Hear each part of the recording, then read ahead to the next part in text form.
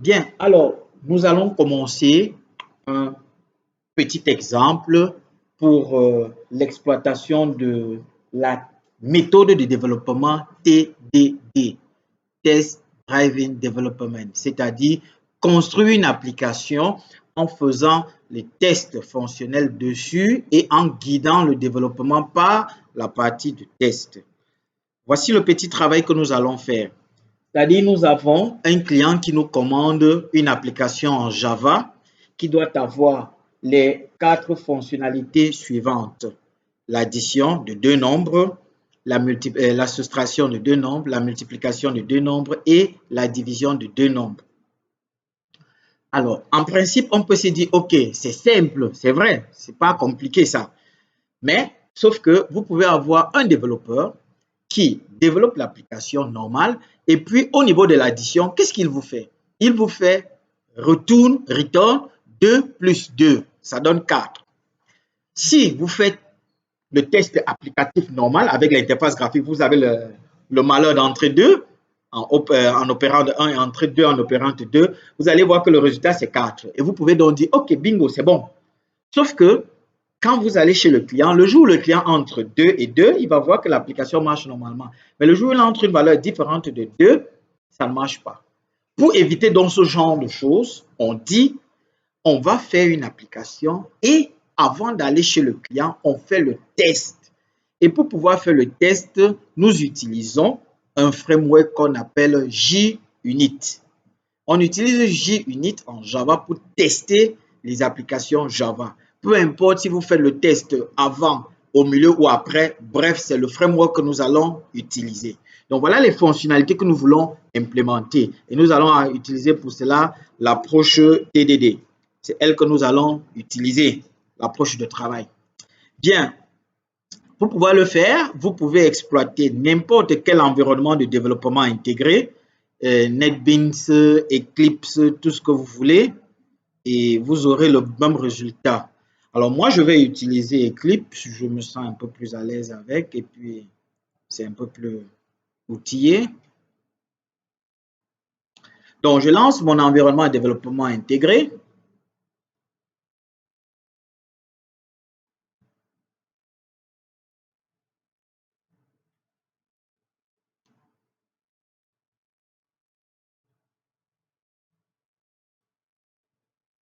OK. Le workspace, j'indique le bon workspace.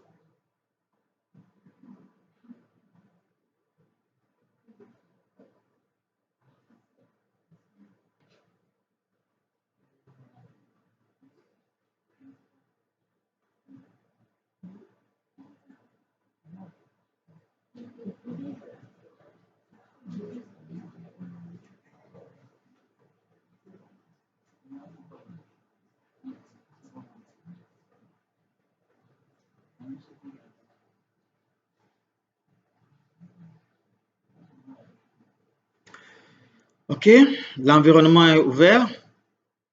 Première chose à faire, c'est de créer une application Java. Donc, je vais faire fonctionnement normal. Java. Je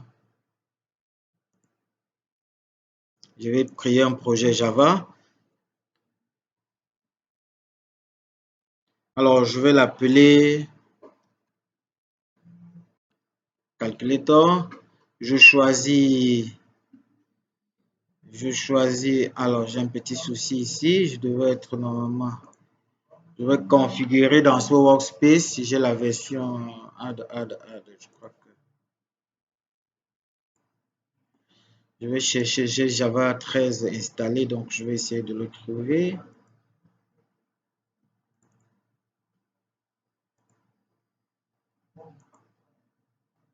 Alors, qu'est-ce que je devais faire ici?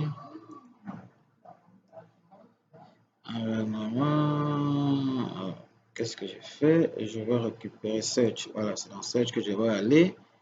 Et puis là-dedans, je vais retrouver. Voilà. Voilà, alors je vais prendre la version 13 comme la version.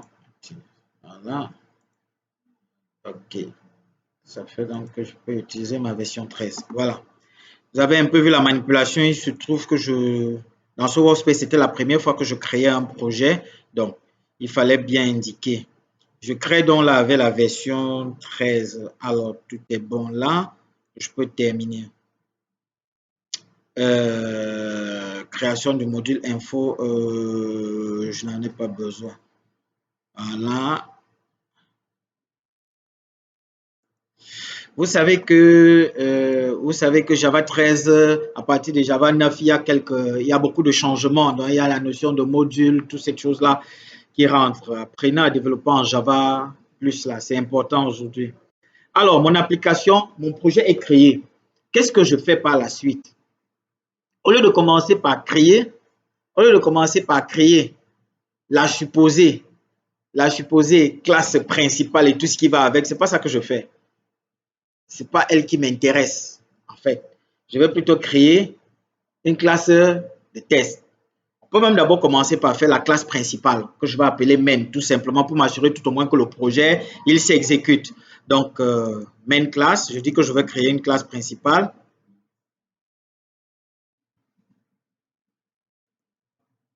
Alors, clic droit, Java class.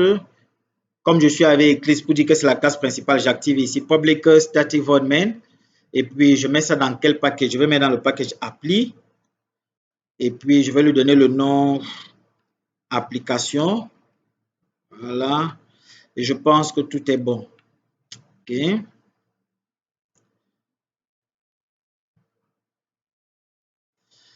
Voilà. Maintenant, contrôle plus. Voilà. Pour zoomer là avec Eclipse, je fais contrôle et le symbole plus. Bien. Alors ici, je vais juste faire un affichage system.out.print. Alors, ln.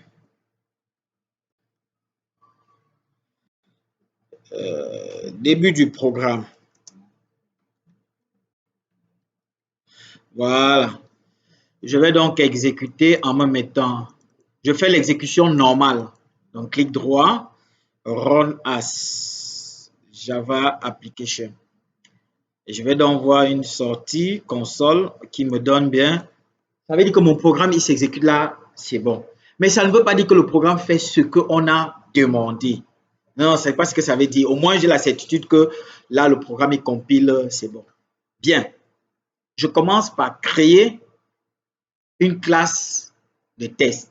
Ce qu'il faut qu'on garde à l'esprit, c'est que pour le développeur côté test, il sait que pour chaque classe normale qu'on va avoir, il y aura une classe de test.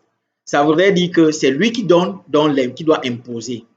J'aimerais avoir, quand je réfléchis sur ma conception, j'estime que le développeur doit avoir une classe qu'il appelle calculator ou bien calculatrice, dans laquelle il va avoir toutes les fonctionnalités telles que l'addition, la soustraction et la multiplication. Donc, pour cela, moi, je vais avoir une classe de test de calculator. Donc, je vais avoir calculator test ou test calculator, comme vous souhaitez. Ça va dépendre de vous. Donc, qu'est-ce que je fais? Je vais là, normalement, et qu'est-ce que je dis? Je dis que je veux. Alors, je suis allé sur Order. Order, je vais mettre test. Non, JUnit. Je fais test parce que je voulais avoir les éléments de JUnit, quelque chose comme ça. Donc, je vais créer plutôt une classe de type JUnit test case. Voilà, ça me permet de tester une seule classe, de faire le test d'une classe. D'accord. Première des choses, le package dans lequel je vais le mettre, je vais l'appeler package de test. Donc, je vais l'appeler tout simplement test. C'est un choix, c'est généralement le nom qu'on donne. Le nom de la classe, je vais l'appeler calculatrice test ou bien test calculatrice. Vraiment comme vous souhaitez. Test cal Squelette. OK.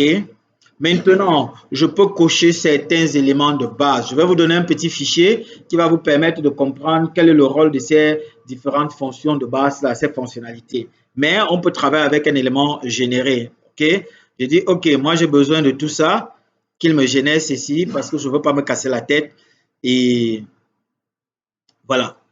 Si la classe pour laquelle on voulait faire le test existait déjà, si on était dans l'approche inversée, on allait venir ici et choisir la classe pour laquelle on va appliquer le test. Mais nous, on fait plutôt l'inverse. Donc, on n'en a pas pour l'instant. On va tout simplement passer. Et puis, on va lui dire, oui, on veut prendre JUnit 5 qu'il a proposé là. OK, on valide. Et il nous propose une caracasse de classe de test. Voilà. Voilà la caracasse de classe de test qu'il a proposé. J'attire votre attention sur le fait que, pour travailler en Java depuis la version 5, on travaille beaucoup avec les annotations. Les annotations sont les arrobas quelque chose. C'est très capital. Ça permet de donner une certaine information précise au compilateur. Bien. Alors, pour qu'on puisse se repérer, je vais mettre à votre disposition un fichier.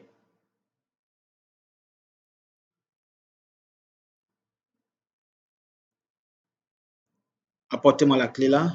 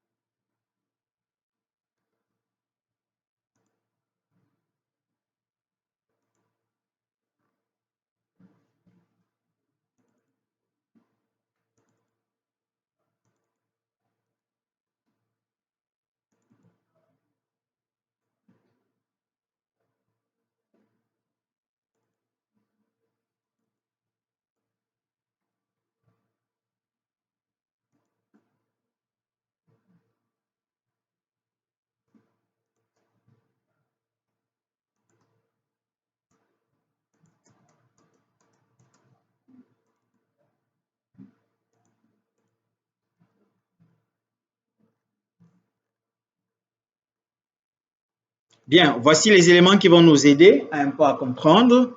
Quand nous allons utiliser la notation arrobase test au-dessus d'une méthode, c'est pour dire que c'est une méthode qui va permettre de réaliser les tests. Quand nous allons utiliser arrobase before, c'est pour dire que c'est une méthode qui sera invoquée avant l'exécution, ainsi de suite. Bref, à chaque fois, vous allez voir la description là, c'est un peu facile. Donc, ça, je mets à votre disposition. 16.2i3 l'avait déjà depuis l'année passée. Ce sont les mêmes choses qu'on va utiliser, sauf que l'approche de travail, elle est différente. Donc, ça, ce fichier, je mets à votre disposition. Là, qu'est-ce qu'il faut d'autre? OK. Et là, maintenant, on peut comprendre qu'est-ce que je fais.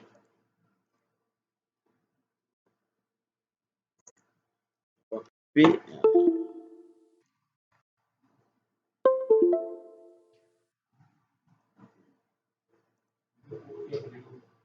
pardon?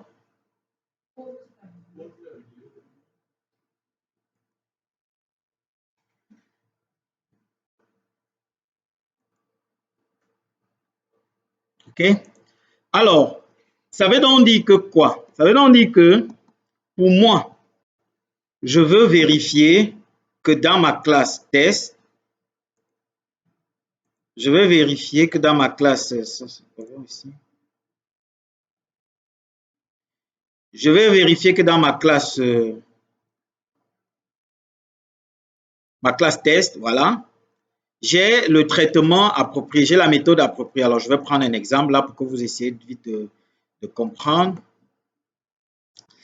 Alors, ok, ça je l'ai déjà. Donc, je vais là et il m'a fait une proposition ici de test tout court. Bon, mais je ne vais pas garder cela comme ça parce que j'estime que ça ne donne pas exactement ce que je veux. J'attire déjà l'attention que la méthode de test a une signature particulière. C'est toujours une méthode publique, donc on n'a même pas forcément besoin de mettre public. C'est toujours une méthode qui ne retourne rien. Ça, c'est clair. Mais ça peut prendre ça peut prendre des paramètres en cas de besoin, mais ça ne retourne rien. Ça, c'est sera toujours comme ça. OK. J'estime que quand vous allez faire la fonctionnalité qui m'intéresse, c'est addition de deux nombres. OK? Donc, je vais faire la méthode de test d'addition de deux nombres. Donc, je vais mettre ici addition ou add, comme vous voulez, test. C'est le nom que je donne à ma méthode. Bien, ça fait ici, je vais envoyer ça à la poubelle. OK, alors, qu'est-ce que je voulais faire? Ça, je vais virer. OK, bien. Maintenant, qu'est-ce que je fais? J'ai besoin de quelque chose qu'on appelle l'assertion. Pour moi, comment on teste que l'addition se passe bien? On va utiliser des choses en programmation qu'on appelle les assertions, des supposés vrais. Et les assertions, vous les avez dans le fichier que je viens de vous donner. Les assertions, vous les avez dans le fichier que je viens de vous donner, où j'ai mis la liste des assertions. J'ai mis la liste des assertions. Voilà.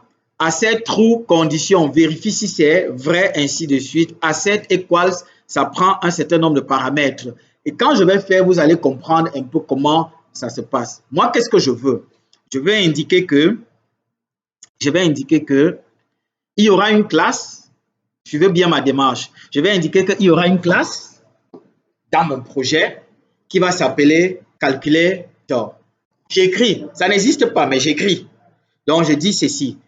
Je dois avoir un objet de calculator que j'appelle comme ça calcul. Donc, il faut maintenant que je dise quelle est sa classe. Donc, je dis calculator. C'est le nom de la classe, calculator, égale new calculator. New calculator. Voilà, et je mets point virgule. C'est clair que la classe calculator n'existe pas. C'est pour ça que ça m'affiche le rouge maintenant. Mais comme moi, je veux m'assurer que ça doit bien fonctionner, je dis, OK, pas de problème. Je vais faire clic droit ou bien je vais venir ici, je vais dire, c'est quoi ton problème? Il va me dire que la classe calculator n'existe pas, il faut la créer. Comme je veux l'imposer, je la crée directement. Le développeur, quand il va venir, il ne va pas venir me créer une classe qui s'appelle calculatrice. Il va travailler avec la classe calculator. Je lui ai déjà imposé cela. Donc, je fais calculator. J'ai dit que, OK, si je peux créer la classe. Maintenant, dans quel paquet je veux mettre? Ben, bien évidemment, je dois mettre ça ailleurs. OK? Qu'est-ce que je fais? J'aurais dû sortir l'autre. J'ai mis ça dans source. J'aurais dû mettre dans le package. Excusez-moi, c'est pas grave. Donc, qu'est-ce que je fais? Je vais mettre ça dans un package que je vais appeler beans. Hein? Je vais mettre ça dans un package que je vais appeler beans. Voilà. Et puis, voilà le nom. Et puis, qu'est-ce que je veux? Le nom de la classe est déjà connu, c'est bloqué. Dans le package public, c'est public, ainsi de suite. Je crois que tout est bon. OK? Voilà. OK? Et il y a déjà une classe qui s'appelle calculator. Je peux donc venir maintenant ici, j'enregistre. Vous voyez, j'ai un peu de rouge. J'ai un peu de rouge. Mais le développeur maintenant, ce qu'il fait, c'est que quand lui vient, il ne vante pas la classe. Maintenant, j'avance. J'avance. J'estime que dans la classe calculator, il y aura une méthode qu'on va appeler addition. C'est elle que je vais tester. Je vais tester l'addition. Pour cela, je vais prendre la session suivante. Je vais prendre la session suivante. Asset equals. Asset equals. OK?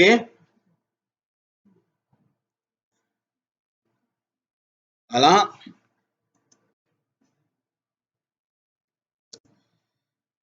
Alors, asset equals. Bien. Asset equals. Qu'est-ce qu'il prend en premier paramètre? Il prend en premier paramètre que vous retrouvez très bien. dans un exemple ici. Alors, à cette équation, prend en premier paramètre la supposée valeur escomptée.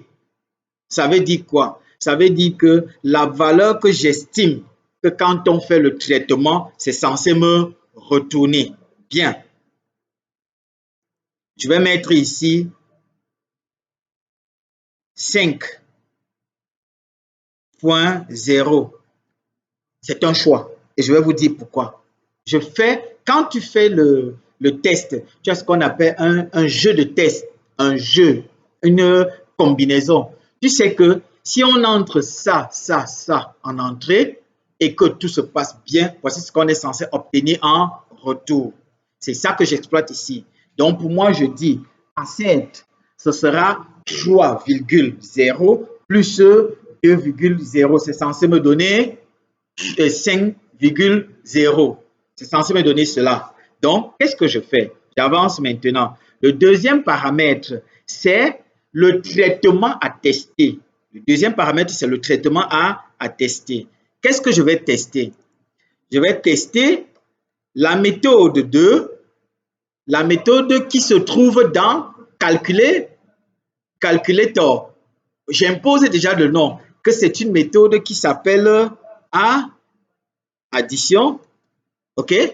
J'impose que son nom, c'est addition et qui prend en paramètre pour directement orienter. Je vais mettre 3.0, 2.0. Quand vous manipulez les valeurs littérales, vous devez connaître en Java comment ça fonctionne. Quand vous avez la valeur littérale entière, par défaut, c'est quoi? La valeur littérale, non, un entier. La valeur littérale entière, par défaut, c'est un int. C'est un int, un entier. Par défaut, c'est un int. Donc, si vous voulez un long, vous devez mettre cette valeur-là suivie de L, voilà, majuscule ou minuscule. Quand vous manipulez les réels par défaut en Java, c'est non, c'est pas un float, c'est un double. Si vous voulez maintenant avoir le float, vous devez mettre le F majuscule. Donc, comme j'ai écrit là, ça, c'est un double. Donc, j'attends un double et ça, ces deux paramètres, ce sont des doubles. Et le nom de ma méthode, c'est addition. Sauf que ça n'existe pas pour l'instant. J'ai dit, OK, il n'y a pas de problème. Je vais cliquer là. Le gars me dit, il faut créer la méthode addition. Vous voyez déjà qu'il me propose que c'est un double en paramètre entrée, un double et autre. OK, j'ai dit, d'accord, je veux bien créer.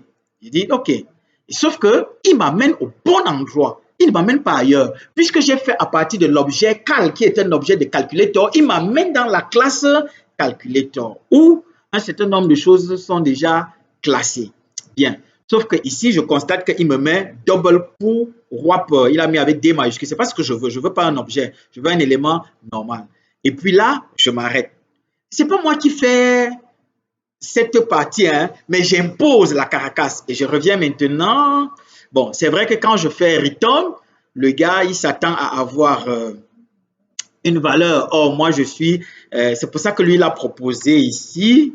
Vous savez, le gars, il est un peu doué. C'est pour ça qu'il lui a proposé un objet. Parce que nul est un... Je peux laisser comme ça et j'avance pour l'instant. Pas de souci.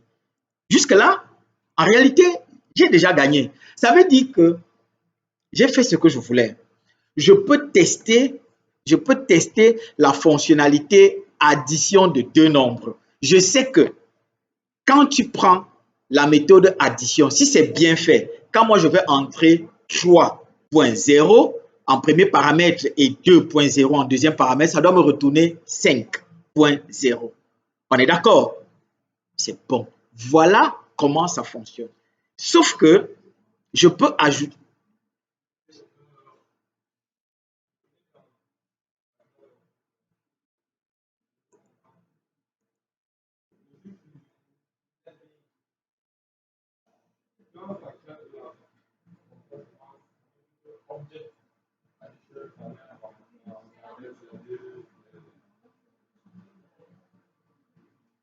Je reprends, tu dis?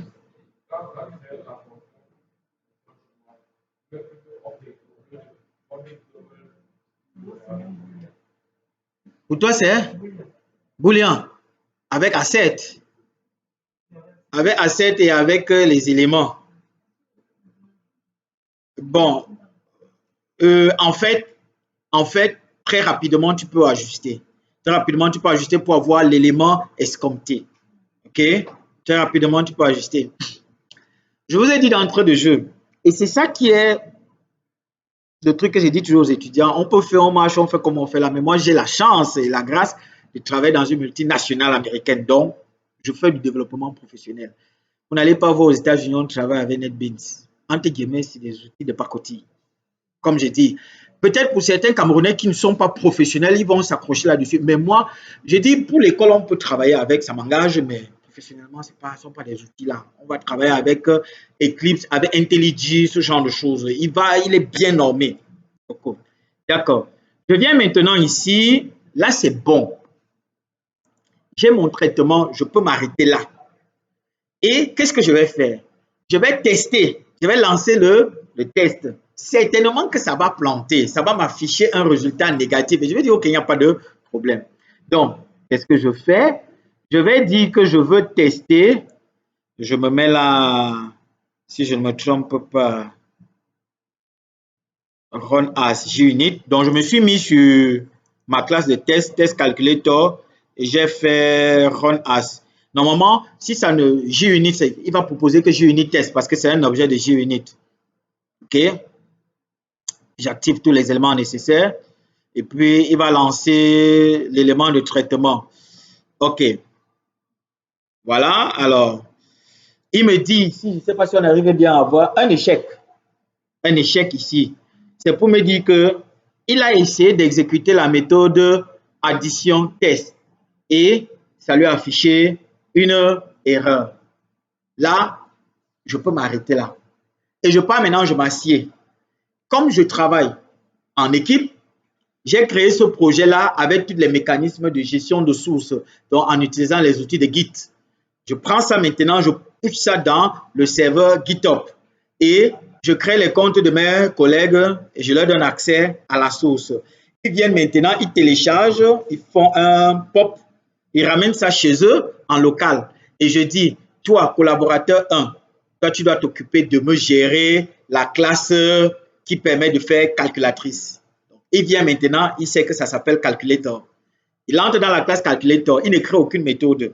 En tout cas, il peut créer ses méthodes internes, mais il ne crée aucune méthode fonctionnelle. Ça veut dire ce qui va avoir la fonctionnalité, il n'a pas à créer. La méthode est déjà là. Qu'est-ce qu'il fait? Il rentre donc, comme j'étais en train de dire, il vient donc ici. Il voit ce qui est là. Il dit, OK, qu'est-ce que je fais? Il dit directement ici, qu'est-ce qu'il fait? Il dit, OK, qu'on lui a donné une spécification, on lui a dit addition c'est, on donne le process. Addition permet de faire l'addition de deux nombres. Il ne peut pas changer de type. Il ne peut pas changer de type. Je vais vous montrer un petit exemple qui change de type. Il dit ici, il va prendre un int. Il met ici un int. Lui, il n'aura pas de problème. Hein? Lui, il n'aura pas de problème. Mais moi, je vais avoir le problème ici. Et je vais lui dire que, oh, attention. Moi, du coup, quand je vais ouvrir, puisque j'ai déjà fait chez moi, tout est passé à compiler, donc mon test est bon. Il ne doit rien changer. Quand je viens, je constate que ma méthode montre le rouge. Ça veut dire qu'on a changé la spécification en cours de route. Je l'appelle, je lui dis, tu n'as pas le droit de changer. Je suis le seul à changer. Tu fais avec ce que j'ai mis. Donc, il va revenir maintenant chez lui, il va ramener ça, hein, ce qu'il y avait avant en double. Et là, maintenant, tout est clair. Tranquille chez moi, j'ai plus de problème. Mon rouge est parti. Qu'est-ce qu'il va faire? Il va appliquer ce qu'il entend par addition de deux nombres. Genre, par exemple, je vais créer un petit... je peux directement faire direct. Donc, pourquoi? Pour que ce soit habitué, je vais faire ici double result. Voilà. Je vais dire à result, je mets... bon, là, il peut changer les paramètres. Je trouve le nom de paramètres, hein, je trouve que c'est mieux pour que ça puisse être bien parlant pour lui. Ça, il peut changer. Je dis hop 1 plus hop 2. Voilà. Et puis, je fais ici return result. OK. C'est tout. Voilà tout ce qu'il fait. Et en fin de journée, il m'envoie son mail, il me dit, mais mon travail est terminé. Je dis, OK, je vais valider si ton travail est terminé. Donc, qu'est-ce que je fais? Je retourne maintenant, moi, toujours ici. Je relance encore mon test. Et cette fois-ci, ça me dit bingo. Ça a exécuté parfaitement. Ça ne gêne pas. Je vais vous expliquer pourquoi. Ça ne gêne pas. En termes de droit, ça ne gêne pas. J'ai dit bingo. Pour moi, c'est bon. Oui, je valide que tu as terminé ton job. Et là, il est tranquille. Et il peut vaquer à d'autres. OK. Donc maintenant, j'ajoute la seconde fonctionnalité. Ça, je ne vais pas ailleurs faire. Hein. Je vais faire ça plutôt ici. Donc, alors, pour faire un peu de tricherie, je vais faire copier-coller, même comme je dis toujours aux gens, évitons, parce que parfois on commet des erreurs avec. Et je vais faire soustraction. D'accord. OK. Je fais la même chose. Je crée une instance ici et puis equals toujours, c'est la même chose. Sauf que maintenant, je vais plutôt avoir un parce que je veux avoir ici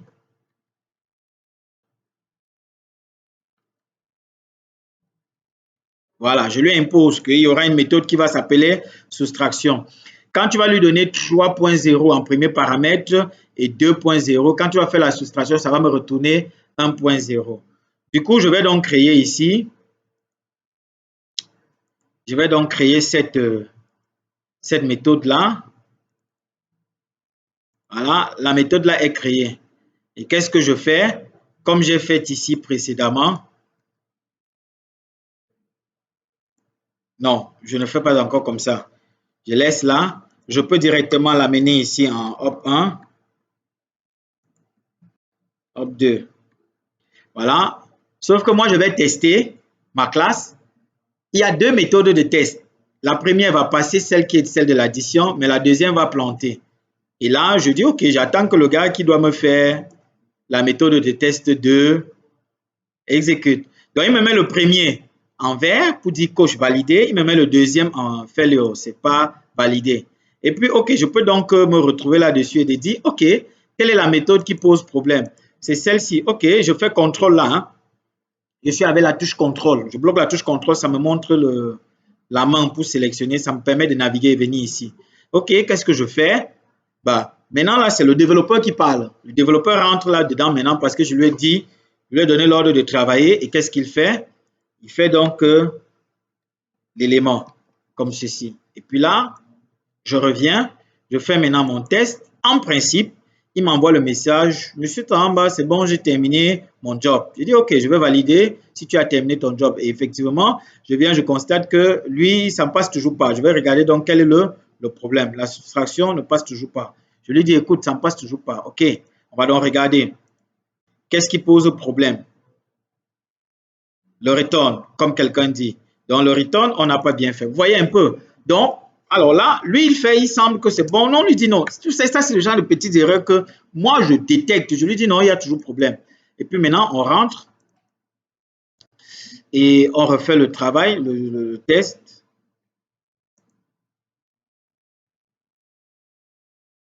Et là, tout se passe bien. Je lui dis, OK, quand tout se passe bien, il peut grouper. Mais je dénoue ici, je vais voir les différentes méthodes qui sont là. Je lui dis, OK, c'est bon.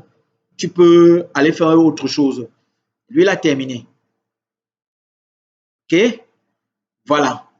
Là, je l'ai fait avec quelque chose une fonctionnalité classique qui n'a pas accès à la base de données. Donc, ça, c'est vraiment aussi le plus basique possible. Mais même ça a accès à la base de données, on va voir, puisque dans le cours, c'est ce qu'on a prévu. Mais vraiment, ça, c'est le basique possible. Voilà.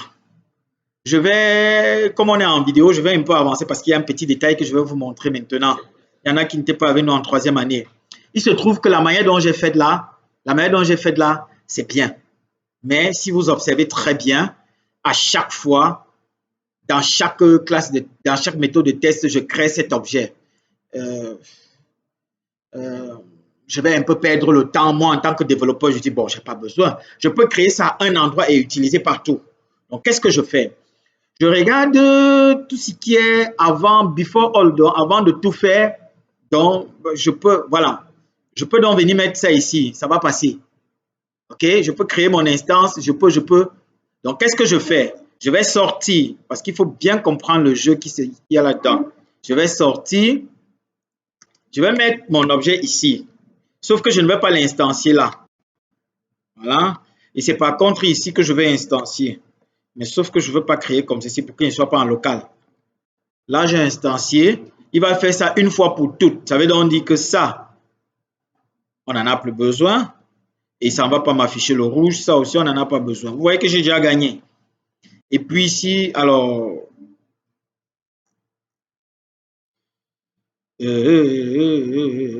calculator, qu'est-ce qu'il dit? Ici, ah bon, c'est un élément statique. Je suis dans before to go. Bon, je vais créer le before parce que l'élément ici, ça marche pour les éléments statiques. Je ne veux pas que ce soit un élément setup before class, avant même la classe, non. Je ne veux pas setup before class. Bon, je vais vous donner l'indication. Ici, vous avez le repère dans les annotations. On va prendre la notation before. Hein? On va prendre la notation before. Généralement, c'est la méthode setup to go, ce qui va se faire une fois à la création de la classe. Alors, ça, comme ça, je peux amener ça et je vais traiter. OK, donc, tous les before all, comme ça, ici, tu peux mettre ça comme ça. Voilà. Je dois faire son importation, l'importation de son annotation. Et là, maintenant, je peux retirer ça ici. Je vais mettre là. OK. Voilà. Là, maintenant, je n'ai plus de rouge. Et je vais donc exécuter. J'aurai le bon rendu.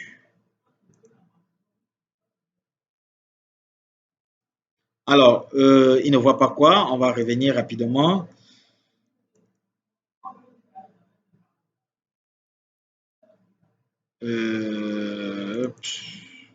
Null pointer exception. Alors, ça veut dire que quoi? Ça veut dire que mon alors j'ai ça une fois. Ça voit la variable parce que c'est ici, mais ça ne voit pas l'instanciation. Alors, je reviens encore là.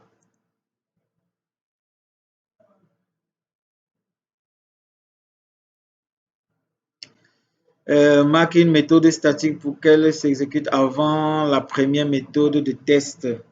Avant la première méthode de test. Donc, j'ai l'impression que nous serons obligés de mettre ça dans before static. Dans le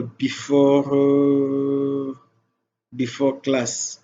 Si je mets dans le before class et mon élément est statique, est-ce que c'est conforme? Non. Parce que celui-ci marque une méthode pour qu'elle s'exécute avant chaque méthode de test de la classe. Avant chaque méthode de test de la classe. Alors,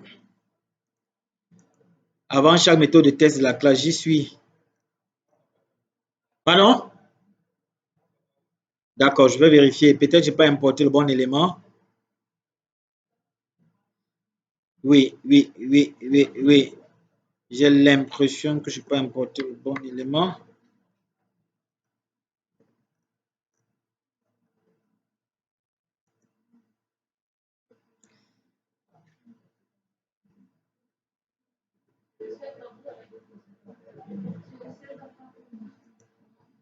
J'ai fait comment? Yeah. Puisque c'est les méthodes conventionnelles qui comprennent. Hein, qu'est-ce que j'ai fait? Il y avait déjà un autre setup.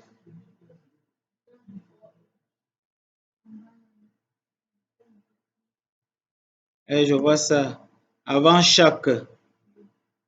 Ah, ça veut dire qu'en fait, j'aurais dû, oui, je vois. On peut tout simplement mettre ça et mettre ça là-dedans. OK.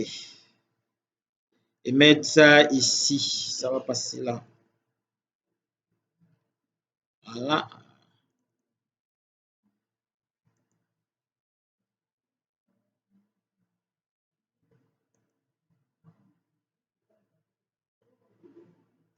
OK.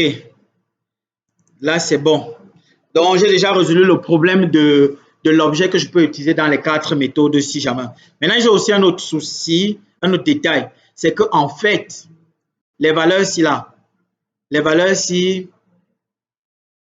sont figées. C'est vrai que ça ne gêne pas, mais pour être sûr que ça va pouvoir change, ça va être variable, on peut faire un petit traitement variable quelque part. Donc, du coup, je vais créer 3 variables. Je vais créer 3 variables préalables. Donc, je vais faire ceci. Je vais faire ceci. Je vais créer 3 variables qui seront des doubles. Je vais appeler le premier result. Result. Le deuxième, je vais l'appeler op1. Le troisième, je vais l'appeler op2. Voilà. OK. Maintenant, je vais faire dans le before chaque méthode pour que ce soit bien fait ici. Je vais trouver des valeurs aléatoires avec un random. Vraiment pour être sûr que c'est check-in là. OK. Donc, qu'est-ce que je fais? Je dis op1 égale. Vous savez qu'il y a une classe en Java qui s'appelle la classe random, non? Donc, je crois que c'est comme ça, si je ne me trompe pas. La classe random disponible dans le paquet Java utile. Donc, je crée un objet. Après là, je next, bien non. Je peux faire comme ceci. Je crois que je fais avec new random comme ceci. Et puis là, maintenant, je peux appliquer la méthode next double multiplié par next double. Ça me retourne quoi encore? Ça me retourne un double que je peux amplifier. Donc, je peux mettre un amplificateur multiplié peut-être par 50.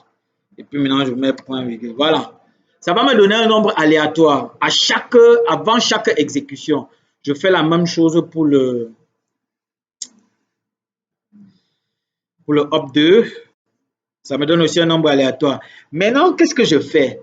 Dans la méthode d'addition, ok, ça c'est là que je fais. Dans la méthode d'addition, maintenant, je dis ok, à result, quand c'est addition, je sais que c'est hop 1 plus hop 2.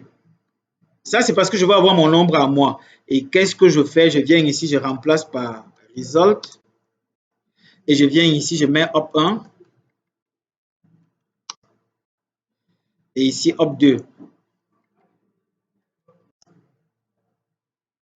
Voilà. Ainsi, donc, je suis sûr que vraiment, ce n'est même pas, même au niveau du test, ce n'est pas la triche. Ça va faire genre aléatoire, ça va me donner des valeurs. Je m'assure que ça donne, avant de trop m'expliquer.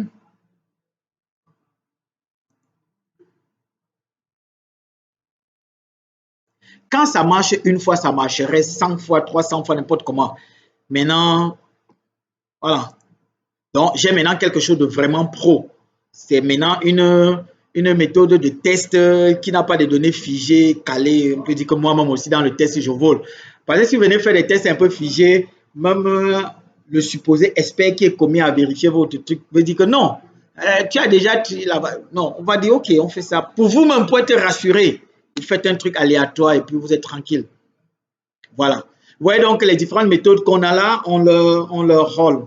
Et puis, on va s'habituer au fur et à mesure pour pouvoir les comprendre, ainsi de suite.